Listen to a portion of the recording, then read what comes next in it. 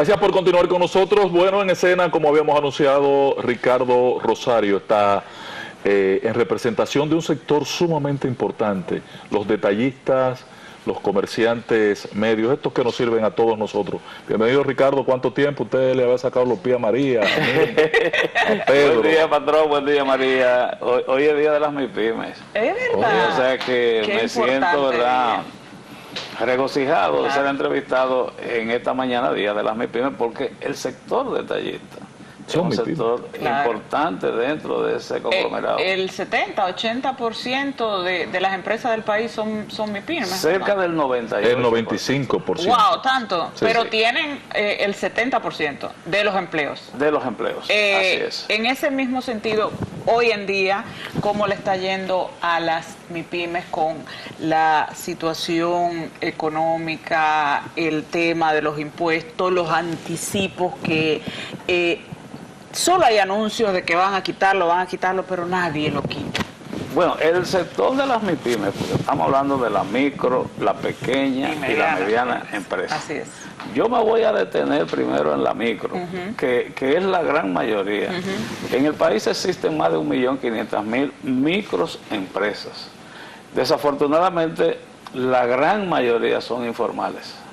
Pero yo creo que ahí tenemos un tema importante, porque partiendo de ese hecho de tener que trabajar bajo la informalidad, ya limita los niveles de desarrollo de ese sector.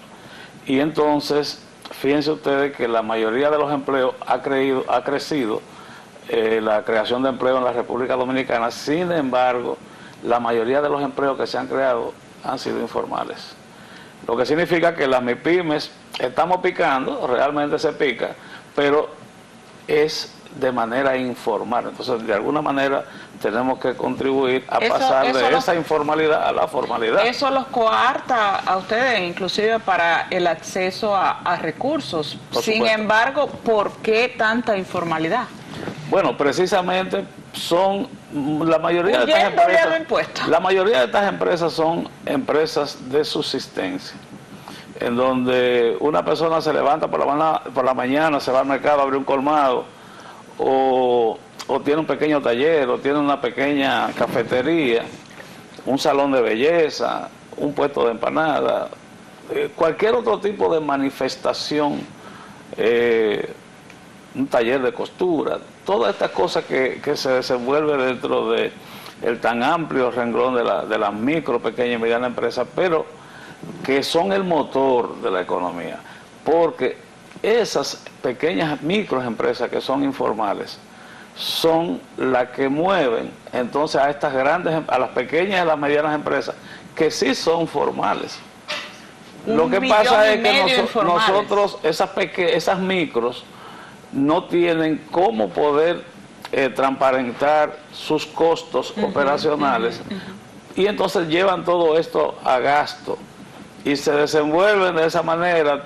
A veces tienen 2 empleados, a veces no lo tienen en la seguridad social, y entonces pagan lo más por lo menos, porque ese trabajo informal, en el momento que se produce una ruptura, se convierte entonces en un trabajo formal, porque no importa que tú seas informal, pero el año pasado tú tienes derechos laborales, no importa que tú estés en la formalidad o que tú estés en la informalidad. Tienes que pagarle a ese empleado sus prestaciones. No importa. Pero es que son muy fuertes para las micro, los impuestos que se pagan en la República Dominicana. No hay manera de equiparar. Tiene que haber un sistema más simplificado. Hemos abogado por un régimen más simplificado para el sector de la microempresa, para las micros, o sea, porque ya una pequeña empresa... en el sistema simplificado existente caben perfectamente. No caben. Digo, las medianas sí caben. De la pequeña en adelante sí, pero la micro no cabe. Es indiscutible. No hay manera, porque la tasa efectiva de tributación de ese régimen simplificado es muy alta. Entonces, no se toman en cuenta los costos operativos, porque lo primero que tú tienes que partir es cuáles son los costos operativos que tiene una microempresa en un país donde los alquileres se cobran al ojo por ciento. Tú tienes un local y tú dices, no, esto me cuesta $1,000 y el precio lo pones tú. El que no me da $1,000 yo no se lo alquilo.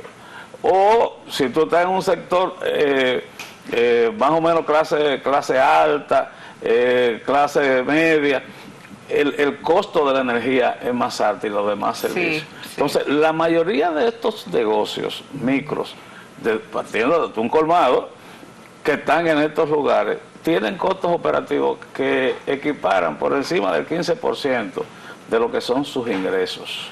Entonces, para poder operar obligatoriamente, eso sin pagar impuestos de manera formal, porque de manera informal tienen que pagar muchísimos impuestos, claro, que son indirectos, claro. Porque el ITEVI no te lo despinta nadie. Así es. Claro. Los selectivos no te lo despinta nadie, porque eso está incluido en lo que tú compras. Y los combustibles y todo lo demás. O sea, ahora, yo vi al CRES preparar un informe a principios de enero de la creación de empleo en el año 2022. Y dijo, se crearon poco más de 100.000 empleos en el año 2022. Pero de esos 100.000 empleos que se crearon, 158.000, de los 100.000 empleos que se crearon, 158.000 fueron del sector informal.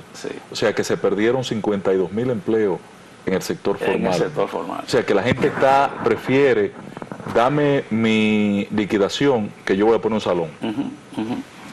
Es cierto, en estos últimos años hemos visto un incremento de la apertura. Sobre todo después de la pandemia. Exacto. Durante la pandemia y posterior a la pandemia. Tenemos una economía que pudiera decirse que ha sido recuperada casi en un 100%.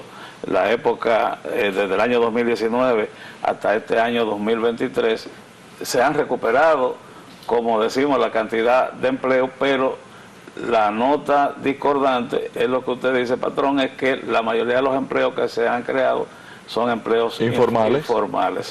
Y eso les resta valor, pese a todo el esfuerzo que sabemos que se hace desde el sector público, sector privado, los gremios, todo el mundo trabajando en busca de lograr una mayor formalización, pero parece que todavía no hemos logrado poder establecer un régimen real que favorezca. Bueno, el día pasado el senador de la provincia de Santo Domingo estuvimos trabajando la posibilidad de crear un proyecto de ley que verdaderamente simplifique a las microempresas, que las reivindique, pero eso no ha pasado de una intención. Entonces hoy, que se celebra el Día de la Micro, Pequeña y Mediana Empresa, es un momento importante para nosotros enarbolar esa petición. En una ocasión le planteamos al presidente de la República esa necesidad, le hablamos de nuevas leyes, él dice, bueno, pero es que aquí tenemos leyes de más, y es verdad que tenemos leyes de más, pero no se aplica. Lo que hace falta es política pública. Bueno, pero en buen momento estamos entonces para aplicar políticas públicas. Y por ejemplo, en el caso de los colmados, para que ustedes tengan una idea, un colmado abre a las 7 de la mañana, cierra a las 11 de la noche, esos empleados sobrepasan lo que es el jornal de las 8 horas, o sea, la mayoría de las veces son empleados que están trabajando por un contrato no escrito, sino verbal, de que a final de mes yo te voy a dar 40% de los beneficios que deje el negocio, y por eso ellos trabajan 17 y 18 horas diarias. Entonces, pero eso no es lógico, porque al final de cuentas, ese propietario de colmado, esté en el país, o sea un banilejo que esté en Boston, el propietario, al final, cuando ese empleado se disgusta y se va para otro colmado o hay que liquidarlo, hay que buscarle todos los cuartos del mundo. Claro. Porque en eso el trabajador tiene las de ganar siempre. El tema de la inflación, que el Banco Central ha dicho que ya empezó a ceder, se supone que la inflación es que tenía los precios altos, sin embargo los precios siguen altos. Bueno, lo que pasa es que muchas veces esto tenemos que medirlo. El Banco Central lo mide de manera macro, por supuesto. Nosotros lo medimos por los carritos de los supermercados, ¿verdad? Entonces, lo que nos toca. Entonces, pero no necesariamente usted compra una chaqueta todos los días, patrón, ni un reloj, ni una corbata, ni unos zapatos. Lo que se compra todos los días las comidas. Lo que se compra todos los días son los alimentos. Sí. Entonces, obviamente que la canasta de alimentos, cuando medimos realmente, y se ha podido demostrar, la rebaja en sentido general no llega a los 100 pesos. Sí, pero ahora, en sentido general, la rebaja no llega a 100 pesos, pese a que tenemos, por ejemplo, productos que han incrementado su alza, pero también muchos que han bajado de precio. Sí, pero imagínate las grasas que subieron, la que costaba 500 llegaron a estar en 1.300, y una lata de aceite, y bajó después 200 pesos, no ha bajado nada. Pero bueno, pero en términos de las grasas, que es uno de los productos que, por ejemplo, a raíz más afecta del COVID, todos los procesos que se vivió con los altos precios internacionales y la crisis de los contenedores, que se devolvieron, ya están recuperados a su normalidad. A su normalidad, ya eso se. Pero los subproductos terminados no han bajado. No, pero por ejemplo, un galoncito de aceite de medio galón que costaba en esa época 140 pesos, que ahora todavía mantiene una inflación, está entre 178, 180, pero no llegó a costar cerca de 300 pesos, más del doble de lo que costaba. Y otros productos que también subieron de manera... el pollo llegó aquí a venderse cerca de 100 pesos. En el caso de las bebidas no alcohólicas, que el Banco Central dice que bajaron de precio, pero yo no lo creo, porque... Pero los jugos están igualitos. No, en cierto modo las bebidas, los jugos, todo eso ha mantenido precios que han subido, o sea, mejor han subido. Incluso ahora mismo... El Banco Central está mintiendo. Incluso en estos momentos hay una crisis de abastecimiento de algunas bebidas, empresas, por ejemplo, que son embotelladoras de bebidas gaseosas. Las dos principales empresas embotelladoras de bebidas gaseosas están presentando serias dificultades para suplir la demanda a los colmados. Entiéndase la empresa Bepensa, la empresa que está allá en Santiago Rodríguez. Cola. Exactamente. Ellos tienen, parece, problemas con las líneas de producción, y la gran queja que tienen los propietarios de colmados es que no le están abasteciendo a tiempo, y todas las ofertas que tenían anteriormente las quitaron todas. Entonces, en el caso, por ejemplo, de los jugos, ha habido una mejoría en muchos de la producción de jugos, pero la mayoría de esa pulpa que se utiliza para estos jugos que se venden en el país es pulpa importada. Es bueno que eso se sepa, ¿sabes? Cuando usted ve con tantos jugo, insumos que hay en el país, que sea el jugo, la pulpa es importada. ¿Y por qué no hacemos jugo de mango? El mango se está perdiendo, señores. La cantidad de mango que hay en el país es una cosa de loco. ¿Y por qué no se aprovecha ese insumo? Se está perdiéndose literalmente. Tú ves mango hasta en los contenedores. Sí, ha habido una gran producción de mango, y ha habido problemas. Pero yo no veo un jugo de mango por ningún lado. Ha habido problemas con las exportaciones. Y tenemos, pero hay que incentivar el consumo. Hay que decirle a la gente, ¿verdad? También para que de alguna manera la clase consumidora actúe con más inteligencia, y que, por ejemplo, temporada de mango, vamos a aprovecharla. Claro. Temporada de mandarina, vamos a aprovecharla. Claro. Temporada de chinola, porque en estos días hemos tenido problemas con muchos de estos productos, la chinola. Por ejemplo, el limón, un limón llegó a costar cerca de 25 pesos, sin embargo ahora los limones están jugando vitilla con los limones de la gente. Entonces, hay limones por pipa, menos de 3 pesos, a 2 pesos, porque llegó el pico de la producción de limones, y entonces cuando un producto baja de casi 25 pesos a 3 pesos, Eso le da en la madre al productor. Le da en la madre al productor, pero entonces impacta a la hora de tú hacer los cálculos de los productos que bajaron y los que subieron. Cuando un producto te bajó de 25 a 3 pesos, Sí. y es así como el Banco Central. Pero el arroz se queda alto. Pero entonces el arroz se queda alto. Patrón, el tema del azúcar, que usted fue muy responsable y contrarrestó las declaraciones del ministro de Industria y Comercio cuando afirmó que había azúcar en el país, que lo que había era un problema de acaparación, lo estaban acaparando, lo estaban escondiendo a los fines de elevarle el precio. Usted dijo no, hace falta azúcar, y finalmente el gobierno le dio la razón importando. Correcto, nosotros ya teníamos conocimiento de los problemas climatológicos que habían ocurrido sobre todo en la región este del país, y sabíamos que el Central Romana tenía un déficit en la producción de caña de cerca de 1 millón de toneladas de caña, y que esto iba a generar un déficit en la producción de azúcar de cerca de 110 Pero esto tenía que saberlo el ministerio. de cerca de 110 Pues si lo sabían ustedes. toneladas de azúcar. Pero después ¿Qué ocurre? se anunció que se iba a importar. Había azúcar en los almacenes. El ministro no dejaba de tener razón cuando decía que había azúcar. Lo que pasa es que el Central Romana, el grupo Vicini, Barahona, hicieron una estrategia para poder suplir la cuota preferencial al mercado preferencial, todo desde que Romana estaba impedido de Sí, poder pero iban a suplir con el azúcar de Barahona pero y de los vecinos. no le daba, porque también ellos tuvieron alguna disminución por la sequía. Entonces, ¿qué hizo el Grupo Vicini? El Grupo Vicini contrató toda el azúcar que se produjera en Porvenir, que ese era un azúcar que iba al mercado local, más de 15 o 20 mil toneladas la contrató Vicini toda para poder completar su cuota al mercado preferencial.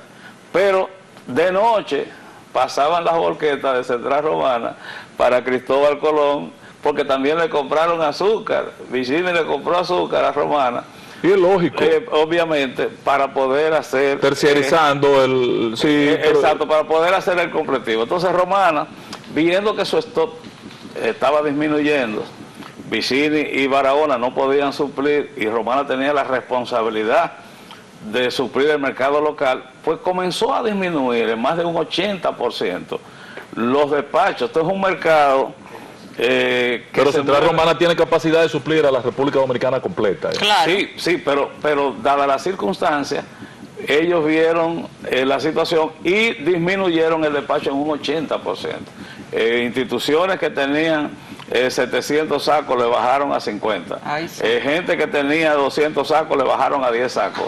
Entonces, cuando se da esa situación y la demanda y el calor, la gente se volvió loca, y en una semana entonces comenzó un mercado negro, un mercado especulativo. Por eso nosotros llamábamos a que no se pagara a sobreprecio el azúcar, y que confiábamos en que el asunto tenía que buscársele una vuelta. Inmediatamente las autoridades se reunieron, nosotros ya le habíamos planteado al presidente de la República la situación, también lo había hecho el presidente de la Federación Dominicana de Comerciantes, Iván García, de una manera muy responsable. Mi hermano Iván está escondido, Iván. Muy responsable, que me estaba llamando, voy a devolver en breve. Dale un abrazo. Sí, entonces lo había hecho con mucha responsabilidad, y también se lo había advertido Ricardo, al presidente. Se tomó la medida atinada. 76.000. Los despachos de Central Romana mejoraron, porque ya... Por el anuncio. Por el anuncio, porque ya ellos son beneficiarios de más del 70% de esos 75.000 toneladas que se va a hacer, la traen los ingenios. Y solamente el 30% se le da al comercio para que la traiga. Es decir, que de esas 75.000 toneladas, el comercio va a importar unas 22.500 y el resto la traen los ingenios. El plan de que anunció el gobierno para los colmados, ¿cuándo inicia? Pues ay, del campo a la comida, del campo al colmado, del colmado a la casa, de cómo es la vaina. Al colmado. Ese es un gran reto que tiene el sector detallista, y que nosotros, en nuestra condición de presidente del Grupo de Detallistas Unidos y vicepresidente de la cooperativa de productores y comerciantes detallistas que maneja el programa, le decimos que es una conquista que hay que cuidar, porque por primera vez se ha hecho una unificación entre el sector productor y el sector detallista. Felizmente, a partir de la semana próxima, ya podemos anunciar que el piloto que se anunció que se iba a iniciar ahí en Santo Domingo Oeste, los colmados que están alrededor del Merca Santo Domingo, podrán adquirir los 16 productos que se han anunciado, pero le garantizamos, como primicia, que uno de esos productos que todavía está en merma en cuanto al mercado, que es el azúcar, tendremos azúcar para todos los colmados de esa zona de Santo Domingo Oeste en el programa Comer. Comienza el día 3, usted dice. Al día 3 de julio estamos arrancando, Dios mediante. ¿En cuántos colmados detallistas? ¿Cómo nada más es aquí en la la capital, mecánica? ¿no? Sí, pero la capital, pero ¿en como cuáles barrios? La mecánica es un piloto que arranca en el polígono de Santo Domingo Oeste, los negocios que están alrededor del mercado. Sin embargo, esto se va a ampliar. Precisamente el jueves tenemos a las 10:30 una reunión con todas las federaciones de comerciantes para explicarles todos los pormenores del programa y ver cómo esto se puede ampliar para que no solamente sea el piloto de Santo Domingo Oeste, sino que rápidamente esto pueda cubrir todo el territorio. Gracias, Ricardo Rosario, gran amigo. Parte de este espacio durante mucho tiempo nos había sacado los pies. Así es. Felicidades en el Día de las MIPYMES. Muchas gracias. Sé que yo no sé si recibí la felicitación. Bueno. La situación es difícil para ustedes y para nosotros también, los consumidores. Señores, gracias. Nos vemos mañana.